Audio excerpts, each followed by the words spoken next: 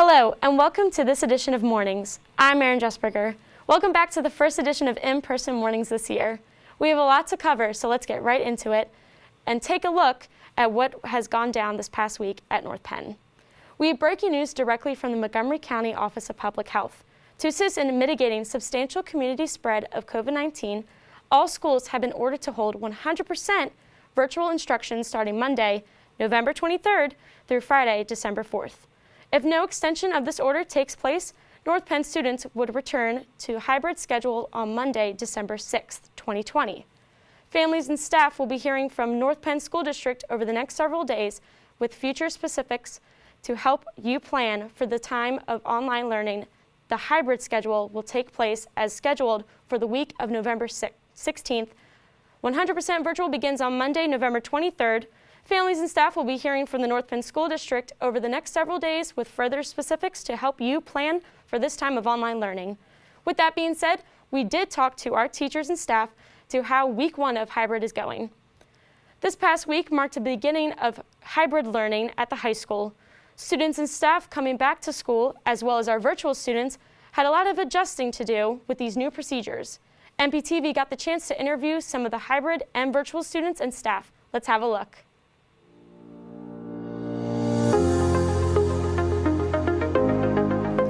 I would say that's in progress. It's definitely better than it was on the first couple days, but it's not perfectly smooth yet. And it depends upon different things in different classes, I would also say. Like sometimes it's technological issues, sometimes it's just timing of getting everyone to be able to talk to each other, versus people in the room versus people online.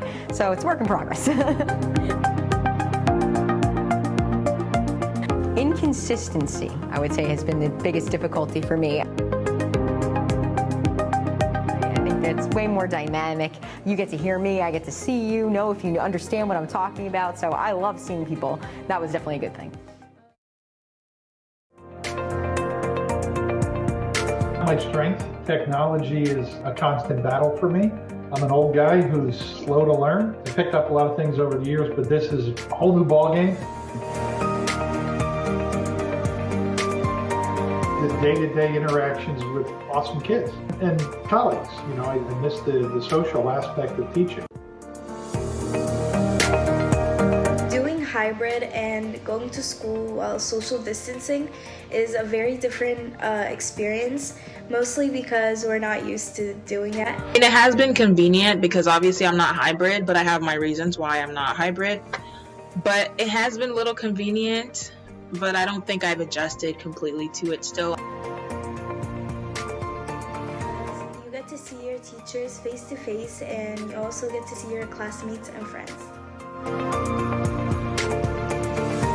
My favorite part is the convenience of when I'm done with school, I go right to my homework. I don't have to drive myself back home from school. Like, I go right to the homework, I finish my homework, and do everything else I need to do before I go to like work or whatever. After this first week in hybrid model, we for sure know who was the most excited and nervous for this new experience. Joining me in today is Mr. Nicholson to tell us his thoughts about the first week back. How are you doing today, Mr. Nicholson? I'm great, Erin. How are you doing? I'm doing pretty good. Last week you told us that you were going to have difficulty sleeping Sunday night going into Monday. How did you sleep that night? Yeah, I'll be honest with you, I really didn't sleep well on Sunday. I was up extra early on Monday after kind of some restlessness. I was really excited to get in here Monday and see all the students come back and just return to the hybrid learning. How has this past week been for you with students returning to the halls of North Penn again? It's been great. I had a blast this week. I'm a little bit tired from running around, which I haven't been used to because I've been pretty much locked in my office, but it's been great seeing students, great talking to students. I have to commend the students for just how well you did, keeping masks on and staying socially distanced, and just doing all the things we asked of you. It's been an absolutely incredible week. Overall, what are your thoughts on the upcoming weeks? You know, I'm really excited to have everybody back next week. I know with the breaking news you shared that we're going to be virtual for a period after next week. So, you know, I'm looking forward to next week, to seeing everybody again, to having that energy in the building. You know, we clearly don't know exactly what's going to come. But, you know, like I said, it's been awesome. You go into education to see students and be with students. It's been a great week. I know next week will be too. And then we'll take it as we come and plan the year and just kind of roll through as we need to. But really excited to have students back. It's been just an awesome experience for everyone. Alrighty. Well, thank you so much for your time, Mr. Nicholson, and enjoy your weekend. You too, Aaron. Thank you. Mr. Hey, welcome to this week's BRUMBAUGH Challenge. For those of you who can't see my lips moving, here it goes. All right. Today is November 13th, and Maya Lin is very important on this date. Who is she, and why is she important? The answer when we get back. There are tons of activities and clubs up and running at the high school, virtually and in person. Here's a look at just one of the many clubs we have to offer. Hey North Penn, I'm Kyle Thomas. I'm the Vice President of the Ski and Board Club, and I'm here to talk to you about the trip we're going on this year. So this year we're going to Jay Peak, Vermont. It's about 8 hours from here, and we'll be going from February the 25th to the 28th. One major difference this year is there's some COVID guidelines we're going to have to follow. The biggest one of these is that it's 2 to a room instead of the usual 4. Another thing is that there's limited seating per bus. But once we're there and all is said and done, as far as mask wearing goes on the mountain, we've been wearing these masks long before this pandemic's been around, so that there's really no difference there. It's $7.95 per person. This includes breakfast daily, 2-day lift tickets, and even a 1-day water park pass. There's some fundraising options to help mitigate this problem for anyone who needs it, so keep listening. Another thing is that this is fully refundable, so in case there's any government restrictions or any type of emergency that happens, we can refund this trip and refund everyone their money. Because our trips are going to be a little more expensive than usual this year, just because of COVID and following the guidelines to make sure everyone's safe, we need to get that price down so it's a good price for students and not too expensive. And by doing that, we are going to start fundraising a lot more. And one of the ways we're going to fundraise is through Snap Raise. We are trying to look into other ways to fundraise, help the club, and that would be fun as well. But as of right now, we're just doing the Snap Raise. My name's Sammy, and I'm this year's president of North Penn Ski and Snowboard Club. And I'm here to talk to you guys about all of our apparel and social media accounts. First up with apparel, we're going to be having this logo on the screen here. The shirt is going to come free with the club, and then you can choose to purchase a sweatshirt, hat, or mask along with that. And then make sure to follow us on all of our social media accounts. You can follow us on Instagram, and you can follow us on Twitter. So definitely a good idea to follow those. If you have any type of interest, please join our Google Classroom. Make sure to follow our social media. These resources will answer pretty much any question you can think of. We'll be holding virtual meetings for new members of the club to learn about the payment process and the procedures for one of these trips. Personally, I've had a blast every trip. If you're a skier or a snowboarder, I'm certain you would have a great time. Thank you guys for listening. I hope to see you guys on the Google Classroom. We wanted to take a moment to recognize 14 North Penn seniors on officially committing to collegiate athletics next year. Congratulations to the senior athletes last night on National Signing Day in the North Penn Navy Gym. The students were spaced out accordingly across the gym floor, all ready to sign. Parents, coaches, and administration were also present to cheer on our future athletes. The sports that signed included softball, baseball, boys and girls soccer, field hockey, and swim. We wish you nothing but the best as you further your athletic careers at the collegiate level. The Marching Knights just finished yet another amazing season.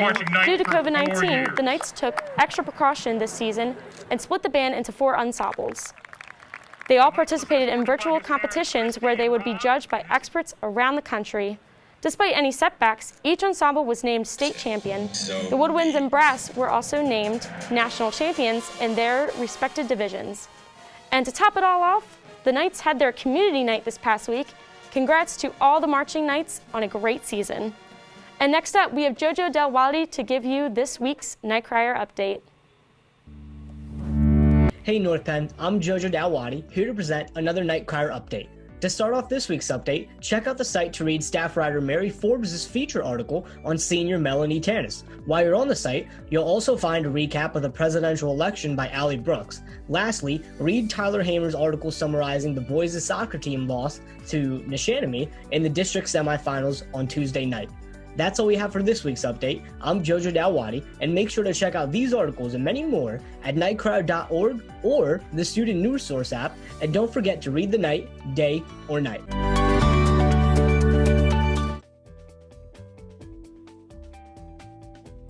We have Keenan Washington in the studio today to talk to you about the lowdown. Keenan, how are you doing this morning? I'm doing great, Aaron, and I hope you are too. Now let's get right into this week's lowdown. Seniors, the deadline for early action is quickly approaching. You must meet all the requirements for your application and get materials in by November 15th. We wish you all a good luck. Order your yearbook now at jostens.com. Yearbooks are available to purchase through March 1st.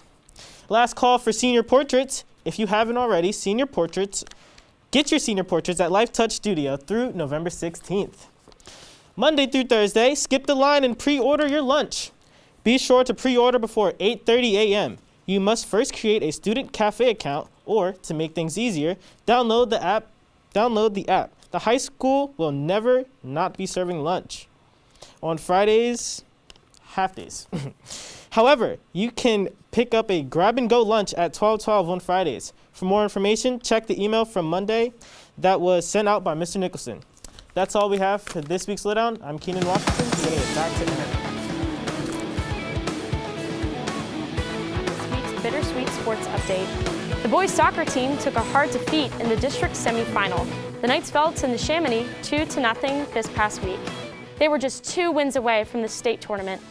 The soccer team was not the only team to take a loss. Boys water polo lost their final game, and girls water polo managed to tie. That's all we have for this week's sports update. Although it's a wrap on fall sports this season, winter sports are coming up very soon. Stay tuned. Even though some students are back in the classrooms, we still got some virtual kids to show their home at work office space. Enjoy this edition of NPTV Cribs.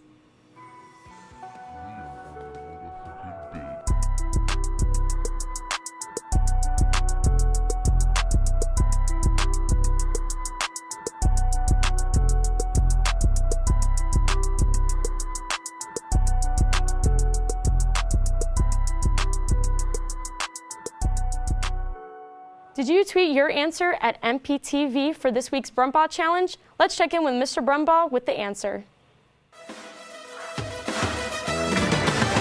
Hey, the answer you've all been waiting for. Maya Lin, for those of you who didn't know, designed the Vietnam War Memorial in Washington, D.C., and it was dedicated on this date in 1982. It is one of the most visited memorials in D.C.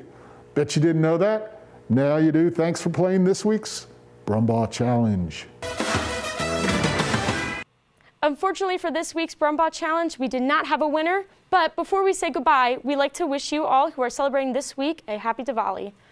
The 5-day long holiday is one of the major festivals in the Hindu religion and will be observed on its 3rd day tomorrow. Diwali celebrates the victory of light over darkness. That's all we have on this edition of Mornings. I'm Erin Justberger. Have a fantastic weekend, North Penn.